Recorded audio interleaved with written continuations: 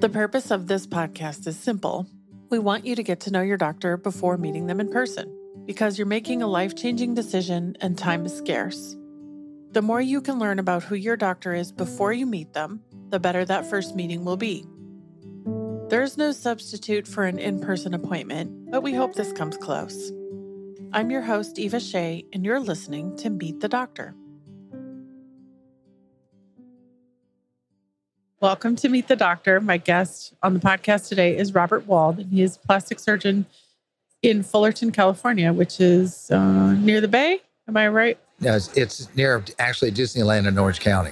Disneyland? Yes. Well, I screwed that up, didn't I? It's close. I'm from Minnesota. I can't be held responsible for my California geography. Fault. Not your fault. But there's a Cal State there. There's a Cal State Fullerton. Yeah. Yes. So tell me a little bit about your practice. What's that like? Well, I've been in private practice for a long time, almost 30 years. Came there after training at UCLA and joined another plastic surgeon, and he retired about 10 years ago. But I have my own surgery center, so I do all my surgeries in my cosmetic surgery center, which is really great. And I'm really at the point now that I'm doing only cosmetic surgery. I did a lot of reconstruction throughout my career, but now just because of the timing and everything else, that's what I do now.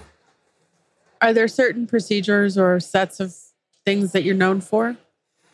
You know, I think just because I've been doing this so long and I used to do 4 or 5 breast augmentations a day, that all these ladies now are older. So now I'm doing more facelifts probably and eyelids than just direct breast augmentation. But there's still a fair amount where I do breast augmentation, mommy makeovers, tummy tucks. But a lot of it's the facial things that I do. And so lots of word of mouth? Yes. Yeah. Most of it is. So you're not buying big billboards on the 5? Or? No. I see a lot of them, but I don't do it. And you think to yourself, I'm so glad I don't need to do that. Yeah, that's what's great about where I'm at in life. Yeah. We're doing fine, and we have probably 50 to 100,000 patients that know of me, and over time, that's pretty good. That's a substantial number. It's been a long time. Yeah. Yeah, you're not wrong. And that word of mouth is so great because they know who we are and know the type of what kind of surgeries we do and the results, and it's really great. And what about your team? Have they been with you for a while? Yeah, we actually had one nurse was with us for about 15 years, and she just retired. And another front office lady, her daughter got pregnant, so she went to raise the new baby up in Idaho. So we now have had a little transition with 2 newer people, but they're great. And so we have still similar team, but just different than what it was. So if a patient calls or a new patient calls for the first time, who might they expect to talk to? Her name would be probably Denise. She's the front office lady. Or there could be Barbara, that is the office manager that they would talk to. Both good choices. Yes. Okay. Was there a point where you decided, I think I'm going to focus on breast and body? I think that this is important. I'm board certified both in ENT, ears, nose, and throat. And following that 4-year residency, I went to become a plastic surgeon and did 2 years and got my board certification in plastic surgery. So when I finished, after 8 years of training, I thought that I would be the rhinoplasty expert of the world, especially in Orange County. Very unique. It's not many people do this. And as it turns out, I've done more breast augmentations than rhinoplasty throughout my career. And it's very interesting because I love noses. I'm really good at it. But I think what's happened is the ENT doctors, most people go to them for breathing issues, and then they turn into rhinoplastics. And so I think they do the majority. And then there are a few plastic surgeons, which I didn't do especially. I just thought they would come to me because of my training. Then I would do more noses. But it was demand, supply and demand. There were just many more breast augmentations in those days. And that's kind of the way I grew up. It's very interesting. It was at UCLA. Yeah, and plastics at UCLA as well. So, all in Southern California. But did you grow up there too? You know, I was born in Evanston, Illinois. Oh. My dad taught at Northwestern when I was born. Got born at Evanston Hospital. My wife was born in Buena Park. She's local. So when I came out, when my dad was transferred when I was about 8, and then grew up in Whittier, and then went to USC undergrad, went to USC Medical School, and then met my wife when I was in medical school. And then after I finished, after going to UCLA, we decided to stay in Southern California. And that's why we ended up in Fullerton, where she was close to where she grew up. But just a great schools and great places to bring up family. We have 4 kids, and they're all grown now, but they've all done very well. So It's awfully hard to leave a place like California, especially since you already knew what it was like in Illinois and the weather that came with living in Illinois. Well, it's true. I mean, my kids actually, one of my kids was back there for 3 years. Her husband was transferred back there. They're back now to California. But we love Chicago. I mean, it's a great city. It's just the weather is just not great. Not great. It's not great. On a great day in Chicago, though, you can't beat it anywhere. I mean, along the lakes and the walks and the restaurants. It's been fantastic. But the weather, I would just can't go back. No. Unfortunately. When someone comes to see you for the first time, what can they expect from that visit? Well, I think we're a little bit different in the sense that we're a very personal practice. We're not a glitzy practice. I don't advertise a lot because I don't need to or want to. I actually trained a guy that is on TV all the time now and had that possibility of doing that as well, but it's just not me. And that creates pressures and demands that, we're different. But our practice is just, it's homey, it's personal. And if somebody is looking for that personal nature to it, they're going to be thrilled because it's such a great team that's together. We have our own surgery center, anesthesiologists, they're all board certified. It's just a great experience and different than going to a big practice and med spas and all these people trying to sell their products and everything. That's not us. Is there anything you wish patients knew about you before they came in? I think most patients now do their homework. I think everybody's online. They know who I am before they come. They've gone through Real Self and Yelp and all the reviews, and they go look at the websites, and they have a real good idea. So I don't think there's anything I could say right now that they probably don't know. Today's social media, they see the reviews. They're really pretty accurate. You're going to get some that are not good, but they're not many, which is actually kind of good in some ways. Then they realize that they're real. But anyway, we always strive for perfection, do our best, we listen. And I think that's the other thing. Again, talking to a lot of my friends, there's a lot of upselling.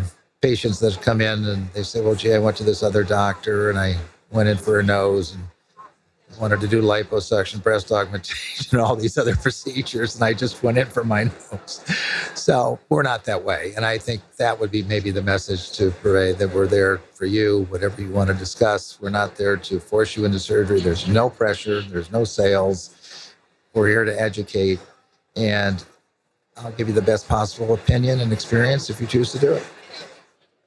If someone is listening and they want to come see you in the office, where should they go online and learn more about you? I have my own website.